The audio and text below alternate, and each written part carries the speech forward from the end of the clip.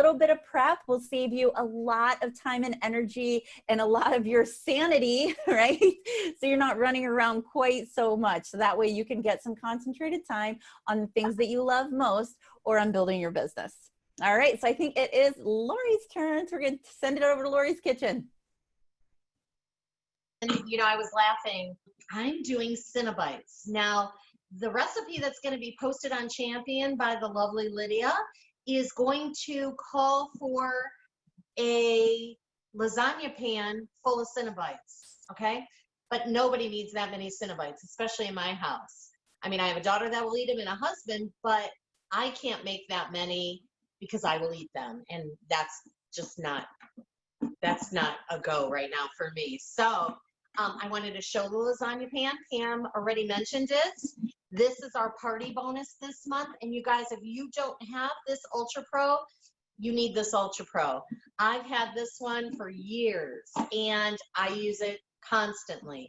The only thing that you never want to do to our Ultra Pro is to use a cooking spray. Okay. Thanks, Jennifer. It's actually close enough I can read comments, so I get distracted by the comments. You never want to use cooking spray on your Ultra Pro or any of our nonstick surfaces. It will void the warranty and it will ruin your pan. So tandem cooking with a lasagna pan, right? So this recipe, if you follow the recipe that Lydia is going to post, it will make a full lasagna pan of that. So I cut this in half, okay? So I'm still going to use Ultra Pro. Let me set this aside. I'm going to be practical, and I'm going to do an Ultra Pro 9x9, okay? So oh, you can see my counter. Cool. Okay, so I'm going to take the biscuits, all right? These are slap on the counter kind of biscuits, whatever kind. I'm cutting it in half, so I only used one tube. All right, so you can see my counter. I quartered a lot of the biscuits. You just quarter them and you lay them in the bottom of the pan. I thought half of this recipe would work really well in this 9x9. I don't think we sell the 9x9 right now, but we did in the past and we probably will again. But I think it's a great size to use. I use the 9x9 for a lot of things. I'm not a baker. I'm not going to say that I'm a baker because I'm not. I always think when I do demos, and Loretta's going to laugh at this, but you know, I was always a in-home partier before COVID hit.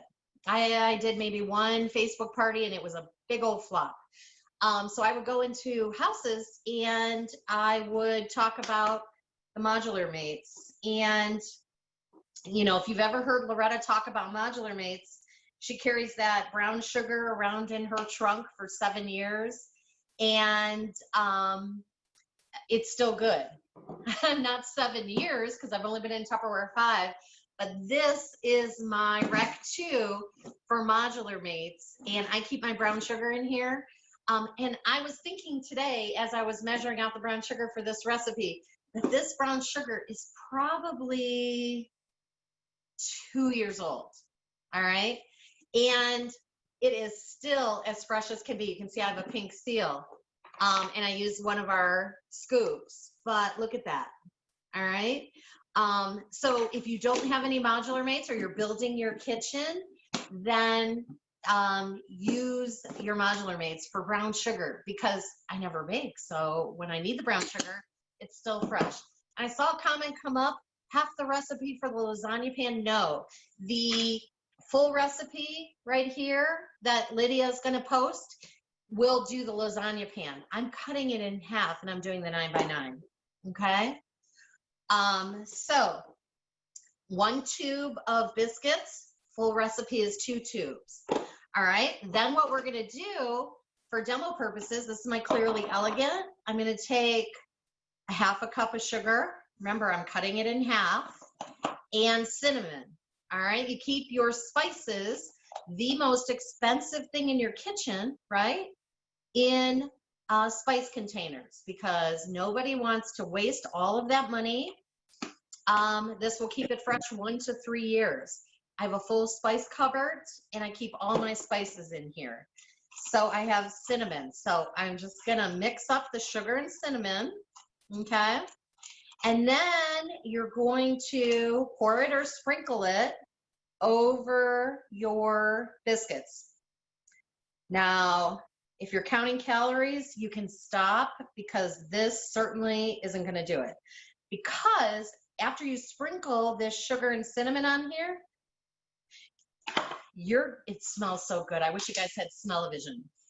So then you're gonna take butter. I'm using a half a stick. For the full recipe, a whole stick of butter. And you're gonna pat it, as Kevin said. You're gonna separate it, slice it up, and sprinkle it on top, or kind of lay it out on top, okay? And by the way, you guys, that recipe that Kevin did in the pressure cooker, one of my all-time favorites. We traditionally use apples in that, but I love the addition of peaches. So great addition, Kevin. I love that recipe. And people will just lick the bottom of the pressure cooker. It is so good. Yes, Angela, it is the bottom. Okay, so there you have this. So you sprinkled it with sugar and cinnamon, and you put the butter on. And then you're gonna cover it, and you are going to put it in the oven at 400 degrees, which I have going, because I have to finish making these, 10 minutes, and it's gonna be done, okay? So when it's done, you're gonna take your other stick of butter. Myself, I'm using a half. Now, one of my favorite things in the kitchen is the micro pitcher. Love this thing, I use it every day. I melted a half a stick of butter. See how the top is?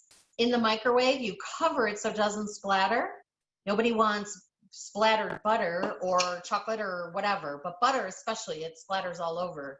I melted a half a stick of butter. I'm gonna take my brown sugar, all right, and put it in with the butter. Use my spatula. This would be a great demo, you guys, for this month, especially because it uses our Ultra Pro. It's kind of tying in. I think the micro pitcher is still on sale this month, right? Things have been so crazy, I kind of forget, but I think it's still on sale this month for $19.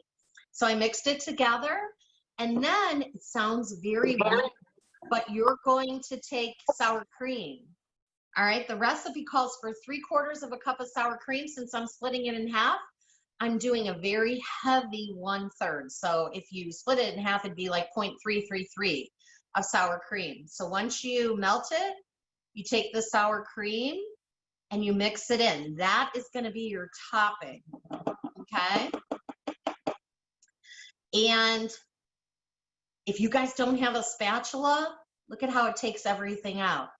I myself, if anybody knows me, this is my favorite product in the entire catalog. I probably have too many of these. I probably have 6. My husband makes fun of me.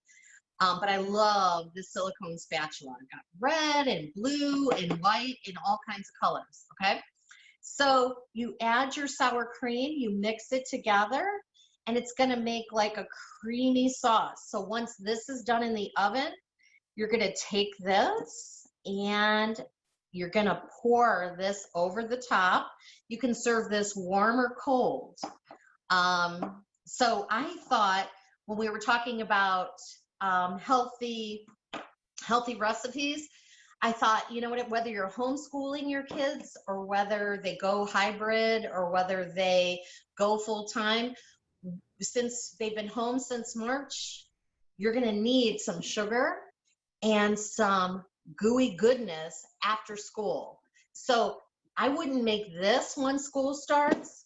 I would make a full lasagna pan. So your kids can have some, but then you can have some too, because you're gonna need it once school starts, especially if you're homeschooling. We all know how that was in the springtime. So, all right, so that is my recipe. I'm gonna pop it in the oven, and I can't wait for you guys to try this recipe too. Pop it in the oven, and I will post pictures on Champion as soon as it comes out.